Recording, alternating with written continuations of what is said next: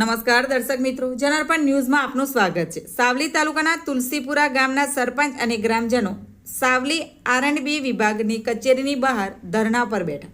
તુલસીપુરા ગામના નવીન પંચાયતના મકાનની ગ્રાન્ટ અને જગ્યા 3 મહિના પહેલા વર્ક ઓર્ડર મળી ગયો હોવા છતાં તંત્ર દ્વારા બાંધકામ પ્રક્રિયા શરૂ ન કરવાના આક્ષેપ કરવામાં આવ્યા। મોટી સંખ્યામાં ગ્રામજનો દ્વારા નાના બાળકો સાથે કચેરીના પટનાગઢમાં નીચે બેસી વિરોધ નોંધાવ્યો। તુલસીપુરા ગામના સરપંચ મહેશભાઈ દ્વારા મોટી સંખ્યામાં કુટુંબ પરિવાર સાથે આર&બી વિભાગ કચેરી સામે જ મોટી સંખ્યામાં અચોક્કસ મુદતના ધરણા પર બેઠા।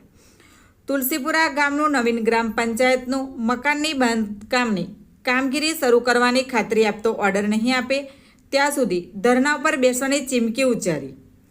આર&બી વિભાગના નાયબ કાર્યપાલ ઇજનેર કચેરીમાં ગેરહાજર જોવા મળ્યા।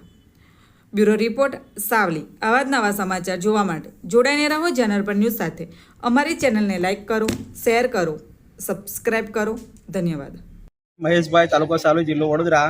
આજ રોજ અમે 1/9/2025 રોજ તમામ ગ્રામજનો સાથે આટલે ગાડી માર્ગ અને મકાન વિભાગની કચેરી સાવલી ખાતે ધરણા પર બેઠા છે। કારણ કે 3 મહિના પહેલા 27/5/2025 રોજ નવીન પંચાયત ભવનનું નિર્માણ કરવા માટેનો સરકારશ્રી દ્વારા વર્ક ઓર્ડર મળેલો હતો, પરંતુ 3 મહિના થયા છતાં પણ કામકાજ સ્થળ ઉપર ચાલુ કરાયું ન હતું અને આ કામકાજ ચાલુ કરાવે એટલા માટે અમે આજ રોજ ધરણા પર બેઠા છે। પરંતુ હાલની અંદર કચેરીના માર્ગ અને મકાન વિભાગ ડી સાહેબ હાજર નથી। ગ્રામજનો વરસાદની અંદર બેસી રહ્યા છે, નાના નાના ભૂલકાઓ પણ આવ્યા છે, પરંતુ એ લોકોએ અમને કોઈ પણ હજુ નિકાલ આપ્યો નથી। આ ધરણા યથાવત ચાલુ છે। આપની શું માંગણી છે?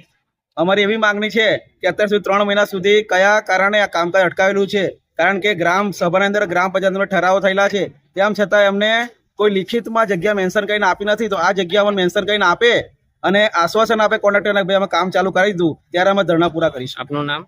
મહેશભાઈ બાબુભાઈ તલાવિયા, સરપંચ તુલસીપુરા।